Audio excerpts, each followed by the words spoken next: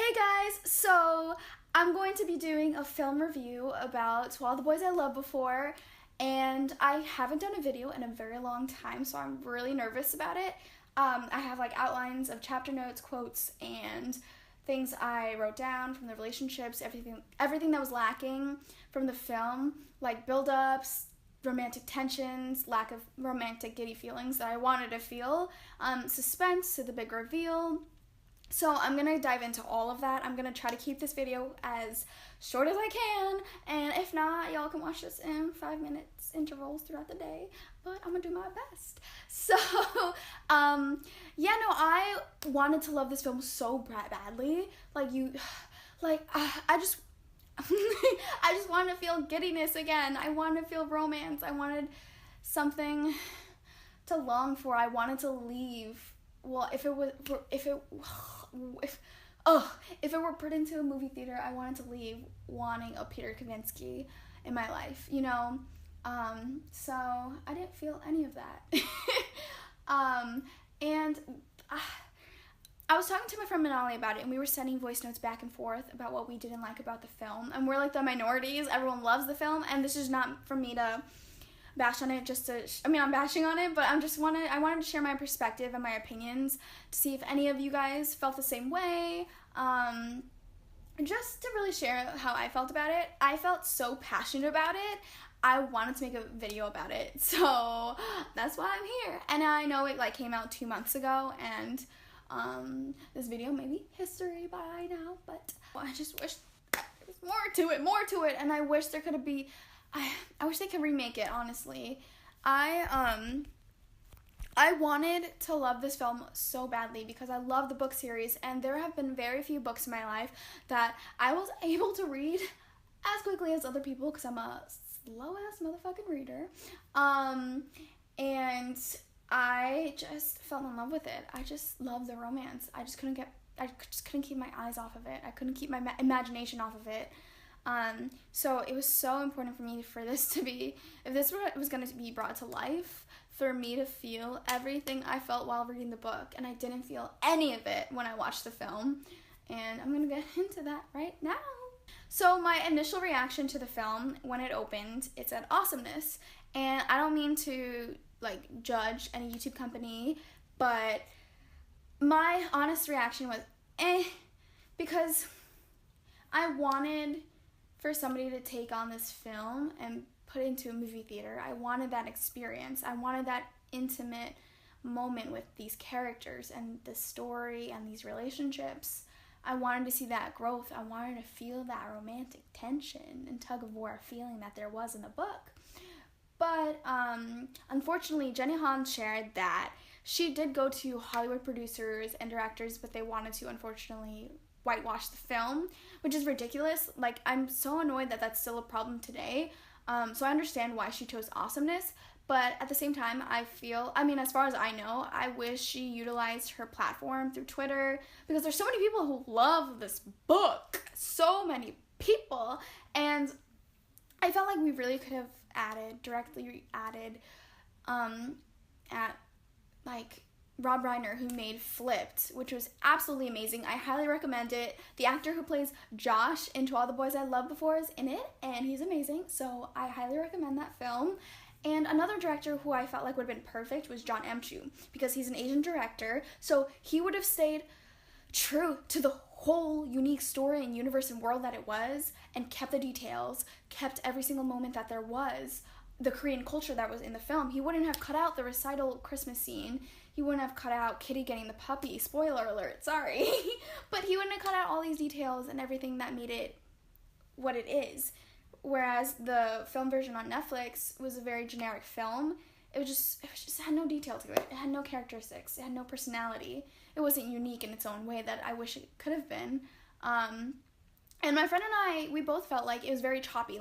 This scene had to be filmed, this scene had to be filmed, this scene had to be filmed. There was no good transitions between them. There was no growth. There was no development between characters.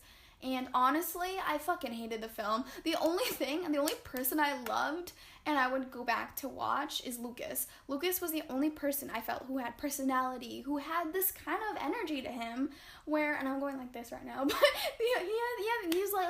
he was the only person I felt who had the energy that I wanted to come back to see. He had that, I don't know, automatically he had that relationship with Lara Jean. He was able to be involved with the story and, you know, be different and develop in his own way too. Like, I liked his vibe, and he was the only person I loved in the film. So I'm going to go into more detail right now, and bear with me because I don't know how this video will be structured. So I felt like the film lacked in a lot of establishing shots. I felt like it could have opened up with showing the inside of the Song or Covey's household, where they had like binders of schedules, calendars, how Margot was the person who was in charge of everybody, who took care of everybody. So it was such an important theme for there to be a lack of, like, the idea of absence. There was a lack of absence in the film because she took care of the family, she babied Kitty. So once Margot left to Scotland, Lara Jean had to be that person to take on that role. She was the person who had this perception over Margot, like she was so perfect, that was, you know, unraveled, just as Peter and Lara Jean's relationship unraveled their layers of how they thought, their perceptions over the other person, and then the reality, the more they got to know each other. That's why they kept catching each other off guard and would, you know, grow in interest. But anyway, back to Margot.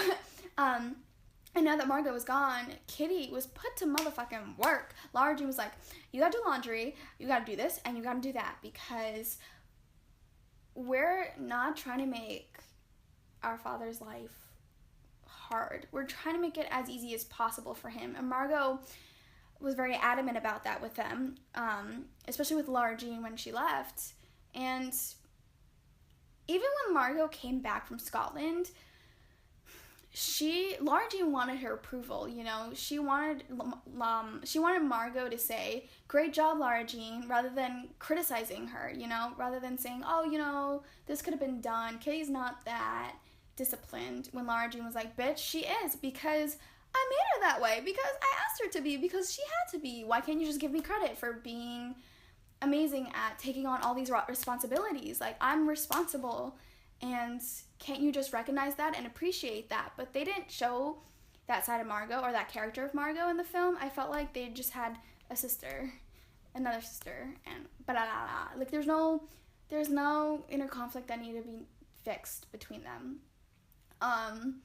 Because Margot hated the fact that Lara Jean didn't Skype with her as much as she wanted to, and she was missing her, and she felt absent herself. And Lara Jean just didn't want to lie to her sister. So when Margot came back, she was obviously acting that way for a reason.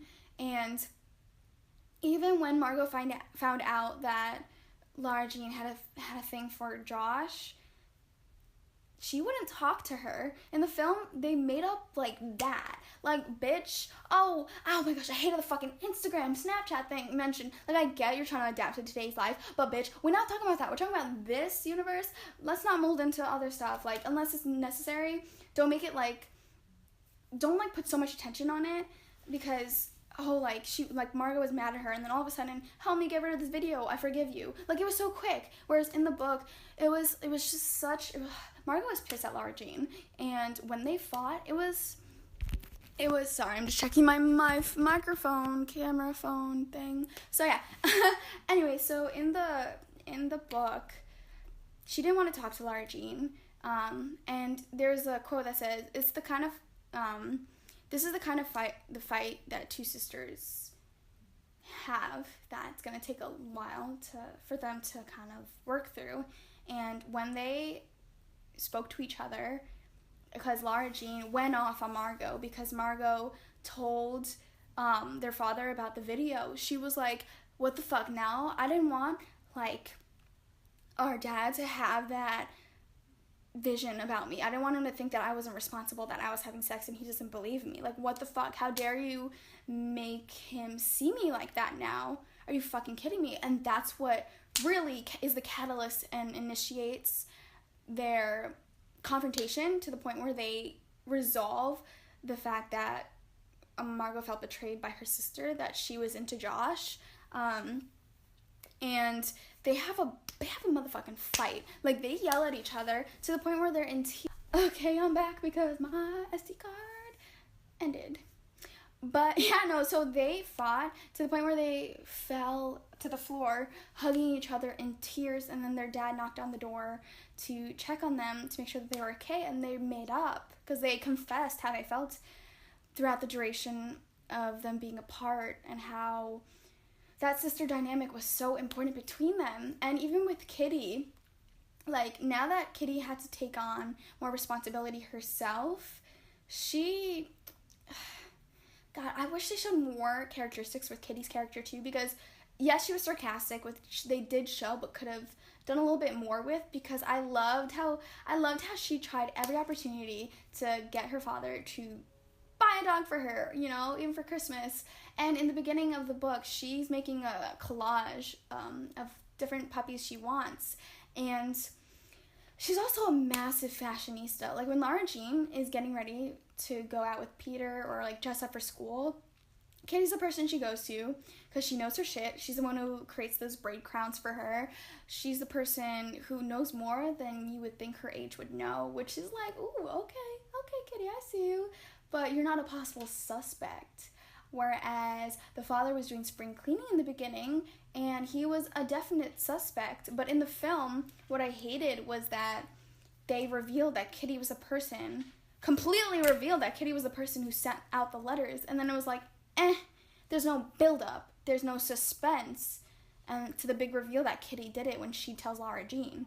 Like, it turns into this dramatic irony that just doesn't, that loses its spark, that loses its flame. And I hated the fact that they revealed that in the beginning. That's something you should reveal and stay true to the story. So, like, keep it in the end. Like, let it build up. Let it be another intense part of the plot that it was meant to be. So I hated that. But also I missed how Kitty had that relationship with her sisters and was that fashionista between the three of them. And how much she did love Josh. And, you know, she would, like, also bring up, hey, where's Josh, and all that jazz. But, you know, in the film, compared to the book, they didn't lose much touch with Josh. Like, in the film, they cut him off. And I was like, what the fuck? What the fuck? Before I get into Josh, the establishing shots inside the house and bringing that out to the neighborhood and the environment and the world and universe that Jenny Han created, I wish that they added Miss Rothschild's character, because I thought it was, like, cute and had a little bit more, like, personality, that she always spilled coffee on herself, and it was just a running gag between the sisters. And I felt like it would have been such a great idea. This wasn't put in the book, but I felt like it would have been so smart if they kept in the film the Christmas recital scene, and for Miss Rothschild, for them to all give her a gift for her to not spill coffee on herself anymore. I felt like that was a really cute opportunity that I wish they added, but it's okay. So Miss Rothschild, so I felt like that would have been great. Also, in the beginning, introducing Chris as a character. She wasn't a badass in the film. She kind of was. I kind of liked a couple comments she made, like with the Uggs. But again, I felt it was generic. The directing and the writing were lacking, but also I don't completely blame the actors because there wasn't much for them to work with. So I can't really say much with the acting, but what I can say is something I'll add later on, but as what I'm going with right now, is that Chris wasn't as much of a badass in the film as she was in the book, and I wish they added the fact that Chris always slept over or crashed at Lara Jean's. Like, she always came and went and, like, tell her stories, and, you know, you can even show the fact that Margot didn't like her. You know, she's like, use a fucking coaster if you're going to drink, and put that shit down on the nightstand. And she's going like, get that stick out of your ass. You know, she's more of a badass in this. So I wish they showed more of Chris than for her just to be, I forgot what it's called, but it's like, if you've seen Girl Meets World, the character Charlie, he was like, I don't know what's it called, a plot something, just to move the story forward.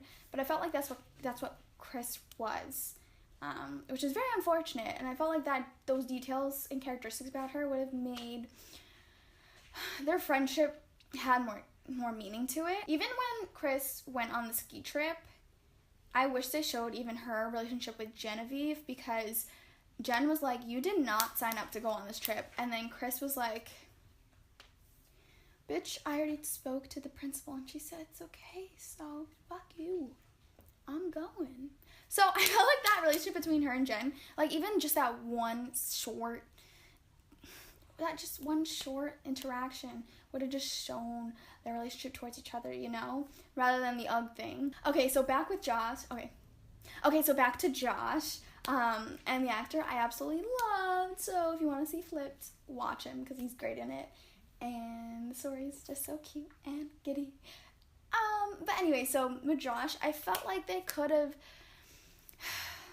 I wish they'd shown that his parents always fought. So his relationship with the family, with the Covey Song Girls, was that he would always be over their house for a reason, you know? And to get away from his parents fighting, Lara Jean knew when to put the light on in the living room, so he knew when to come over. So I felt like that was an important part of their relationship that wasn't there. Because in the film, they kind of just cut it off. Like, I don't know how to speak to you right now, Josh. Like, no, bitch, y'all still friends. And the whole point, when you like somebody and you're friends with them and you don't want them to know, you don't cut them off and make it obvious. You kind of just, like, continue. You play it off as if nothing happened. Like, that letter did not happen. You act normal. And in the book, they're friends throughout the whole book. They're not... She doesn't cut him off, you know? In the film, when they were randomly speaking in front of that space display, like, oh, Peter's just always with Jen, that was so random and out of place. I'm like, why is this here? This doesn't resolve anything between you and Josh. You literally just told him to go fuck himself, so let me know. But yeah, so in the book, they're constantly seeing each other. Like, even when Josh works at the bookstore and the antique store too, oh god, they fucking took those out. I felt like that would have been so good because with more depth to it. So when the letters got out and Peter's brought into the story, well, at least with the high school set or part of it, there was no establishing shots for there to be like status with like Peter Kavinsky and Jen. Like, I felt like they could have like put more attention to the fact that the whole school looked at them like they were the two most popular people in school, like any high school movie does, like 17 Again, which they didn't do in this film. It was just very short, quick, like, it's like I felt like I had to assume it. Like, they didn't make me feel like, oh my gosh, it's Peter Kavinsky, oh my gosh, I'm so nervous, oh my gosh, I want to talk to him so badly, because he's Peter fucking motherfucking Kavinsky, and he's so hot, and oh my gosh, like, it didn't give me any of those feelings. Like, I felt like it was just so casual. Like, everything just felt so casual and generic, where I didn't have that feeling that he was, like, this blown away, overwhelming, took my breath away, Peter Kavinsky. So, in the high school scenes, I felt like they could have had more establishing shots with that. And with the whole letters getting out thing and the iconic scene, I was disappointed. I was madly disappointed. So, the big iconic scene is Lara Jean launching her body onto Peter Kavinsky and kissing him. And when Peter approaches Lara Jean on the track field, he's like, what the fuck with this letter? Because in the film, all he said was like, oh, ain't never gonna happen. I love, you love this by my eyes. Like, no, he approaches her, yeah, because of, like, oh, you sent me a love letter, but also because, bitch, you're saying lies in this letter because I don't have STDs. Like, he's like that, I don't know, he has, like, not, like, macho, but, like, he's, like, very flirty, sarcastic. He always wants to be the person on top.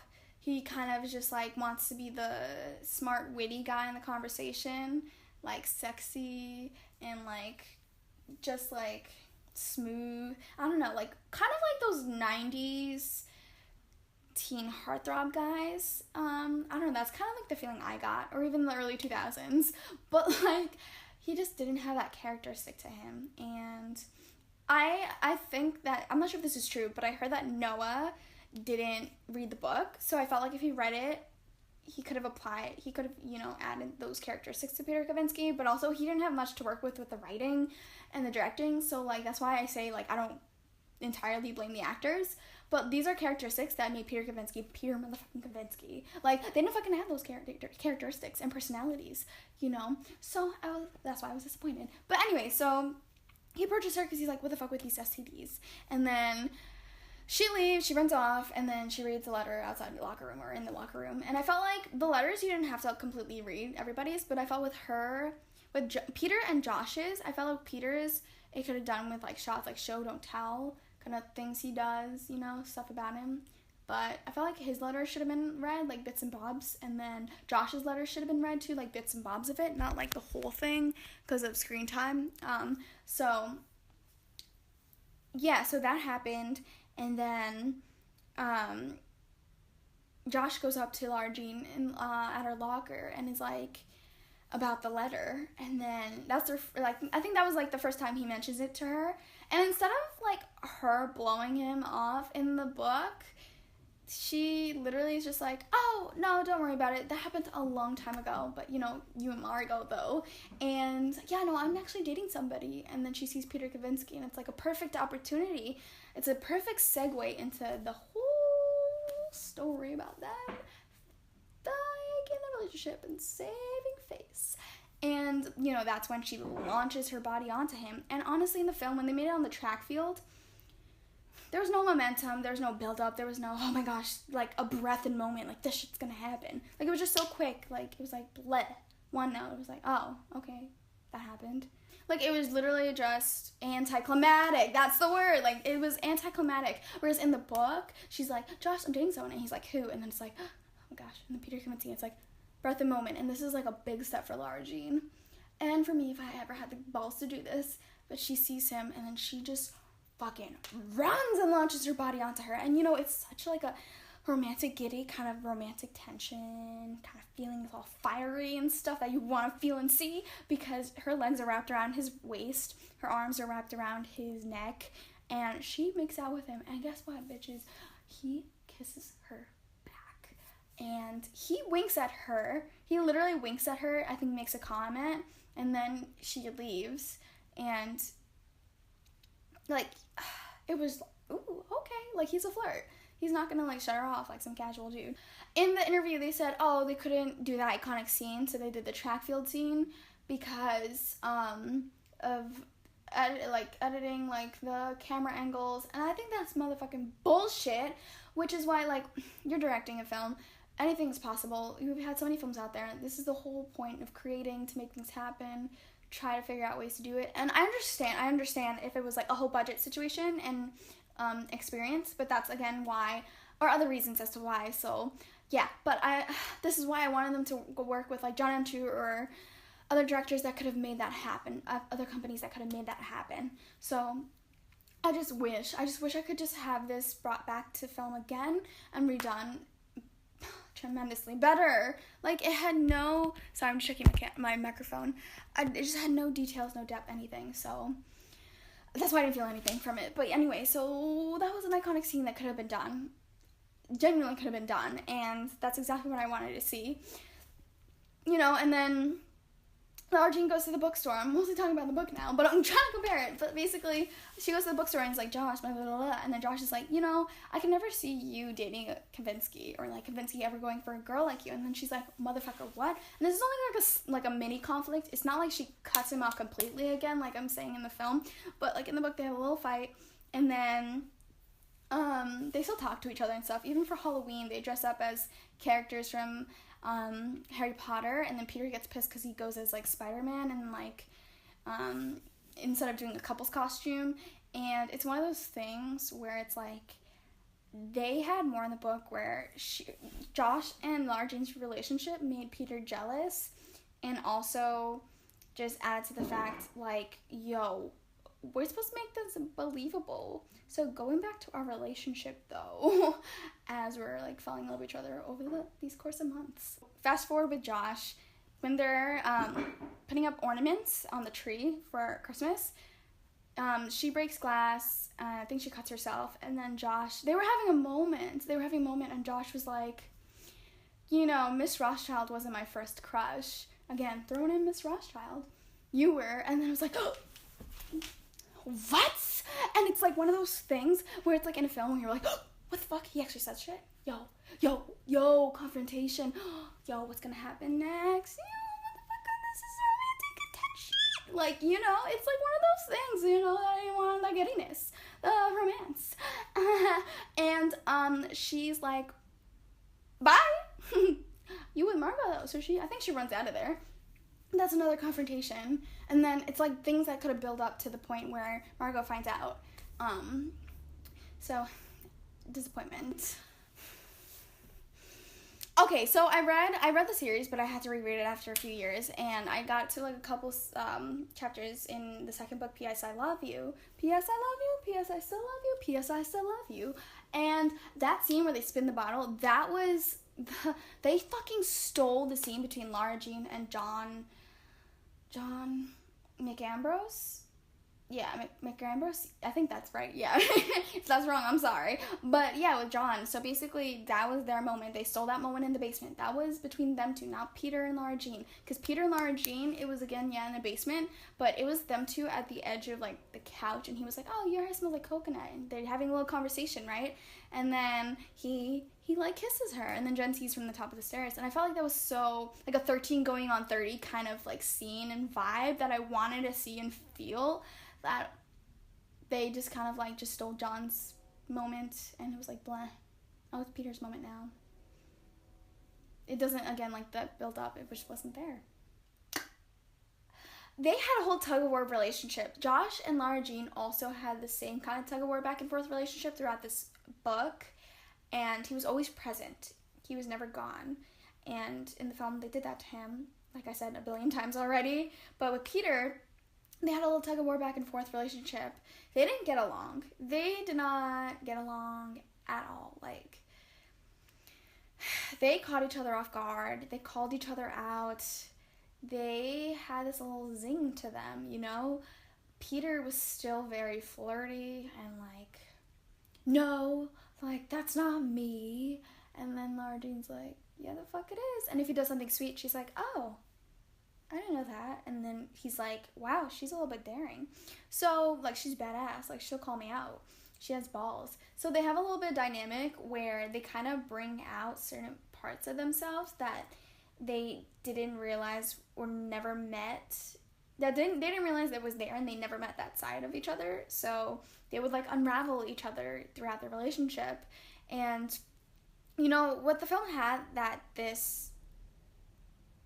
what the film didn't have, my bad, that the book had, was that you could tell when Peter fell for her. You couldn't tell in the film. But also, like, in the film, it was like, party, ski trip, and then they end up in a field kissing. Whereas in the book, you have them having more scenes with each other, more elaborate scenes, different settings, where they're able to get to know each other, they're able to spend time with each other, to hate each other, be annoyed by each other, and then learn to love each other.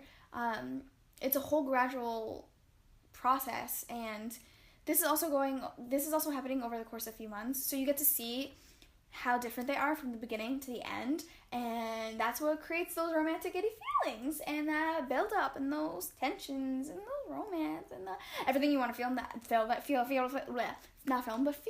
I wanted to feel. There's actually a quote where Lara Jean says how insufferable Peter is. So when they exchange notes with each other, like, he's, like, basically planning dates with her. So that happens. And, you know, he jokes with her with a contract saying, you know, Lara Jean's like, we're not going to kiss because this is my first relationship and I want that to happen, all the good stuff to happen in a real relationship when I finally am in one. And then he's like, all jokey and sarcastic, like the boy he is. And he's like, yeah, no, I'll totally do it for the next guy. He's like, yeah, sure, well, we'll save some stuff for you to do when it's the real thing and not for show. And then it's like, she's like, oh, wow, like, they could have shown this on film, too, like, oh, wow, he's so considerate and sweet. And then he's like, I won't pay for stuff, I'll save that for the guy who really likes you. And she's like, oh. Like, that shit's cute. With Jen, she was not a mean girl character for me. Like, maybe a little bit, but it wasn't enough. It was very childish. Like, with the scrunchie scene, that was unnecessary. And they didn't put her, like, on her pedestal, like I mentioned before with the high school establishing shots montage. Like, she wasn't put on a pedestal where you're like, oh wow, she's Jen, like, fuck, she's a badass. Like, Lara Jean was not fucking afraid of her. In the book, she was motherfucking afraid of her. She mentioned it. Again, show, don't tell. In the film, she was like, oh, I'm afraid of Genevieve. But you could never tell that. You could never read that beneath the surface. Like, you couldn't. So, I was very disappointed with Jen's character. She wasn't, kind of like Chris a Badass, she wasn't that intimidating character for Lara Jean.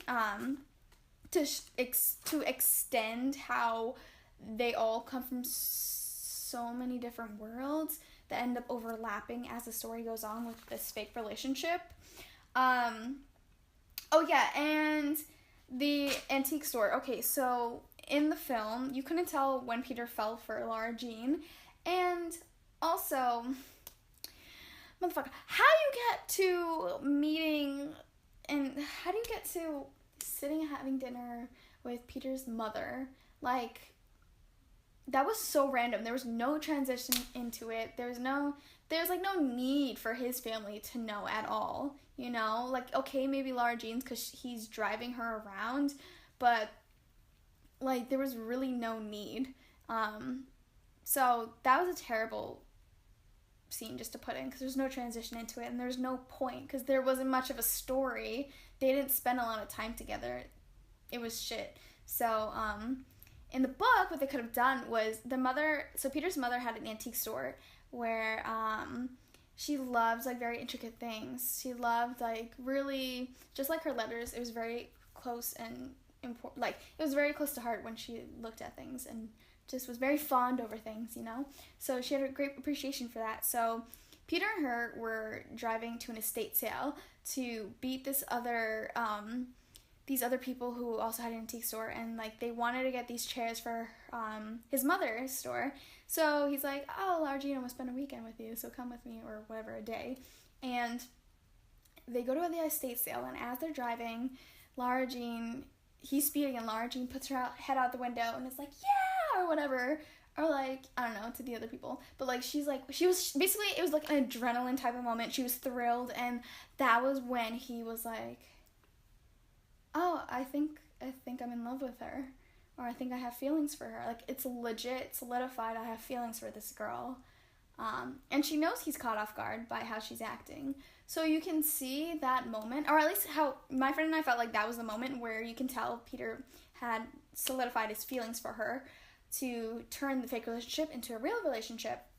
And with that estate sale, it was a perfect transition into the fact, oh, we got the chairs, and also my mom invited you to dinner. Whether or not that was true, that she invited her or not, or Peter was like, oh, hey, let me introduce you to the family, because it's a big deal. So, okay, with the ski trip, yeah, he gets pissed that she doesn't sit with her on the bus. Oh my gosh, they fight. You're like, ooh, what the fuck? Like, Peter literally is, like, yelling in Lodge, with Lara Jean. He's like, he basically confesses his feelings for her, and it's like, ooh, like, there's a lot he's sharing. Like, it's not like, oh, I'm mad at you at the bus. Like, he's adding more to the conversation. He's sharing more, and she's like, well, you know what? And then, like, walks away, goes back to her room, and then she's like, fuck it, and then grabs her key card, shoves it into her pocket, and goes to the hot tub to have that steamy hot romantic scene. So you have, like, again, so tension and meaning, and there's a reason why things are led up to each other and how, and there's just so much, and the film did not have any of that. So there was that with the ski lodge, and then the whole Christmas bonanza situation. That was a whole thing in its own that I wish could have been, again, more things happening. Traditions, Korean traditions and values, and just more, like, things to add into the film, you know? Add more, like, oh, it's so much fun, it's Christmas time, let's celebrate it, let's motherfucking celebrate it. And then you have the whole Margot fight and all that jazz after. So yeah, so I think that's all I have to say about the ski scene. Okay, so after the ski trip, Genevieve and Lara Jean have a whole moment with each other. It's not about, oh, you kissed the boy that I liked back then. Like, it wasn't like that. It wasn't just that. It was, Jen was jealous of Lara Jean's family. She wanted that relationship with sisters. She wanted all that she had. So it was much more with that, with their friendship with each other, and what Lara Jean had. It was more than just Peter. So I wish they could include that more in the film, again, with more depth to it. What else? With the whole, like, Lara Jean, so she's making a scrapbook for Margot for her Christmas present. She took out the Margot and Josh pages, which I think was very symbolic, and she's also doing a purging of her whole room and everything that Peter ever gave her. So when she reads the hat box, all those little notes that Kitty kept in the hat box, I feel like her reading them out loud, it would have been much more powerful in the film if you heard it in Peter's voice as a voiceover. I felt like that would have been more to the heart, like it was coming from him. You could know and feel what he meant every single time he wrote different letters to her. So I think that was very important. My camera's gonna die, so I'm gonna refer to my notes a little bit more, so I include everything that I wish to include. Okay, so this whole thing, the way it ended, it started off with letters, the love letters, the whole shebang. And it ends, supposed to end with a love letter, like saying, it ends up on a cliffhanger, Dear Peter, ... You know, it doesn't end the way the film did, like on a fucking football field. Like, I understand cliffhangers and having a sequel following after and leaving everybody wanting more and that disappointment if there can't be a sequel. But at the same time, like, it's just even more, like, meaningful and symbolic. And, oh, like, if there's, like, Dear Peter, like, it ends, like, how it started, like, with the letter, with more love letters. So I feel like that's just everything as to why I hated the film and how much there was in the book that could have been incorporated in the film and recreated, but it just didn't happen. With everyone, all these relationships, all these build-ups, all these contexts, plots, subplots, and details, personalities, characters, all this shebang. So, and then the build-up to the Kitty reveal. So, all these things that were part of the story for this duration time for the film, which just wasn't done with this film, which is very generic. Whereas, like, if you go back to watch it, it's like, you have nothing to watch it back for. Like, there wasn't, like, it was just boring, it was bleh. Whereas in the book, it's like you have more to come back to. There's more and more to the story that unravels here and there, and it's just so great. So, yeah, so that's just my whole shebang before my camera dies. So, like this video, leave your comments below. Be brutally honest, let me know. If you want to see any other videos, if you want me to go into more depth with certain things, because I have more to say, and I may be editing this and being like, fuck, I didn't mention that. But if you guys want to know more of how I think about it, my perspective on it, let me know. Maybe I'll make other videos about it. I do want to make a reaction commentary video of this film. So yeah. Okay, there's a little bit more time to this battery life, but yeah, now I'm more in the mood. So hopefully I was like talking like this throughout the video, because I filmed this like 3 times because life just wasn't happening for me. But this moment is as it should be. I'm in focus, and I'm sorry by the end of this video I was looking at this instead of you guys, but you know, I'm watching the battery blink, blink, blink, blink, blink. But anyway, so thank you guys for watching. Love y'all. See you next time. And to all the boys I loved before, hopefully there'll be a remake, or the sequels will be better and with a different company and directors. And thank you guys, and subscribe below, or if it's up there nowadays on YouTube. But yeah, thank you.